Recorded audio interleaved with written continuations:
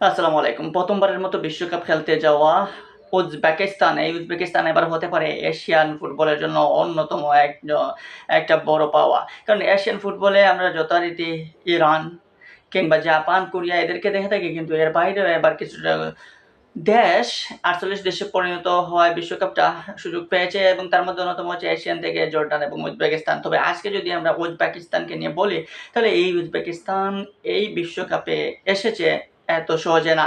তারা বাছাই পর্বে সংযুক্ত আরব আমিরাতের সাথে ১-১ গোলে ড্র করার পর সেখান থেকে পয়েন্ট টেবিলের সেরা ২ এ থাকার কারণে অর্জন করতে পারে বিশ্বকাপ খেলার, এবং এই বিশ্বকাপ খেলতে এসে প্রথমবারের মতো উজবেকিস্তান চোখ রাঙাচ্ছে বিশ্ব ফুটবলের অন্যান্য বড় মোড়ল যারা রয়েছে তাদের দিকেও তাদেরকে।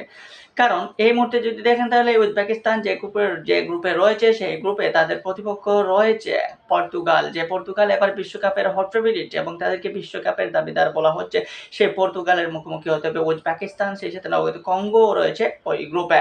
সো উজবেকিস্তানের যদি আলাদাভাবে দেখেন তাহলে ১৯৯২ সালে উজবেকিস্তান তারা ফুটবল ফেডারেশন গঠন করে। আগে তারা সোভিয়েত ইউনিয়নের সাথে ছিল, পরবর্তীতে ১৯৯২ সালে সোভিয়েত ইউনিয়ন থেকে আলাদা হওয়ার পর উজবেকিস্তান একটা ফুটবল দল হয়ে যায় এবং সেই ফুটবল দল থেকে ৯২ পর থেকে শুরু হওয়া তাদের এই ফুটবল পথচলায় এসে ২৬-এ এসে বিশ্বকাপ খেলতেছে, এবং সেই ২৬-এ বিশ্বকাপ খেলার আগে তাদের সর্বোচ্চ সাফল্য বলতে এশিয়ান গেমসে তাদের স্বর্ণপদক রয়েছিল ১৯৯৪ সালে সেটাই, এবং 2011 সেই এশিয়ান গেমসে তারা সেমিফাইনাল খেলেছিল। এতটুকুই যা ছিল উজবেকিস্তানের ক্যারিয়ারের ঝুলিতে। সো সেই উজবেকিস্তান হঠাৎ করে কেমনে এত পরিবর্তন ঘটলো?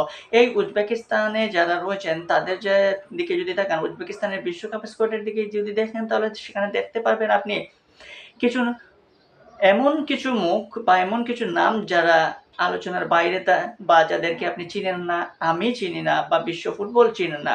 কিন্তু তার মধ্যেও ২-১ জন রয়েছেন যাদেরকে আমি বিশ্ব ফুটবল ভালো করে চিনি, এবং তার মধ্যে অন্যতম হচ্ছেন হোসনাব। আব্দুল কাদির হোসনাব, যিনি ম্যানচেস্টার সিটিতে খেলে থাকেন এবং ম্যানচেস্টার সিটির ভরসার প্রতীক হয়ে দাঁড়িয়েছেন। সেই আব্দুল কাদির হোসনাবই উজবেকিস্তানের ফুটবলের মূল নায়ক, এবং ফুটবল ফ্যানরা যাকে আইডল হিসেবে ধরে উজবেকিস্তানের সেই আব্দুল কাদের হোসনাবের দিকে তাকিয়ে থাকবে।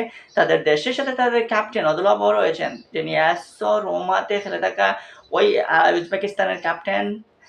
সেই ক্যাপ্টেন কিংবা আব্দুল কাদের হোসনব, এদের হাত ধরেই ফুটবলের সোনালী যুগে পৌঁছেছে উজবেকিস্তান, এবং এদের হাত ধরেই বিশ্বকাপে চমক দেখাতে তৈরি উজবেকিস্তান। সো এই উজবেকিস্তানের দিকে তাকালে বা এই উজবেকিস্তানের খেলা দেখলে এশিয়ান ফুটবল হয়তো নতুন করে জেগে উঠতে পারে। সেই জেগে ওঠার জন্য এই উজবেকিস্তানের এবার বিশ্বকাপে ভালো কিছু করাটা জরুরি, এবং বিশ্ব ফুটবলকে দেখিয়ে দেওয়ার প্রয়োজন যে মধ্য এশিয়া কিংবা এশিয়া থেকে যে কোনো দল আগের চেয়ে ফুটবলে এখন অনেক শক্তিশালী। সো মধ্য এশিয়ান এই উজবেকিস্তান আজকে আবার বিশ্বকাপ বাছাই করবে। তারা মুখোমুখি হবে আরেকটা হট ফেভারিট টিম নেদারল্যান্ডসের বিপক্ষে, যে নেদারল্যান্ডস এবার বিশ্বকাপে শিরোপার জন্য আসতেছে। রানার্স আপ হয়েছিল 2010 বিশ্বকাপে, কিন্তু সেই নেদারল্যান্ডসের থেকে এই নেদারল্যান্ডস অনেক শক্তিশালী। সো সেই নেদারল্যান্ডসের সাথে প্রস্তুতি ম্যাচে উজবেকিস্তানের পারফরম্যান্সের উপর ভিত্তি করবে, বা পারফরম্যান্স দেখে বোঝা যাবে যে আসলে এই উজবেকিস্তান বিশ্বকাপে কতটা ভালো করতে পারে, কিংবা বিশ্বকে দেখিয়ে দিতে পারে যে উজবেকিস্তান নামের একটা টিম বিশ্ব দাপিয়ে পেরাবে ইন ফিউচারে। সো এই উজবেকিস্তানের জন্য রইল শুভকামনা। এশিয়ান দেশ হিসাবে আমরা এশিয়ান মানুষ যারা, তারা প্রত্যেকেই চাই যে এশিয়ান ফুটবলার যারা রয়েছে বা এশিয়ান টিমগুলো যারা রয়েছে তারা যেন এবার বিশ্বকাপে ভালো কিছু করে, এবং সেই শুরুটা যাতে ইরান কিংবা উজবেকিস্তানের হাত ধরেই ঘটে সেটাই প্রত্যাশা, এবং উজবেকিস্তানের প্রতি পূর্ণ সাপোর্ট রইল আমাদের যে আসলে এই উজবেকিস্তান যদি পর্তুগালকে ফার্স্ট দেখাতে পর্তুগালকে বিশ্বকাপে যদি ধরে ফেলতে পারে, তাহলে মনে রাখবেন যে এই উজবেকিস্তান বিশ্বকাপে বড় কিছু অঘটন করতে পারে। এবং আব্দুল কাদের হোসনব সহ যারা রয়েছেন এই উজবেকিস্তানের টিম প্রত্যেকের জন্য রইল শুভকামনা। আশায় রইলাম যে উজবেকিস্তান এবার ভালো কিছু করবে, প্রত্যাশা দেখাবে, এশিয়ান অন্যান্য দেশের আইডল হিসাবে নিজেদেরকে গড়ে তুলবে।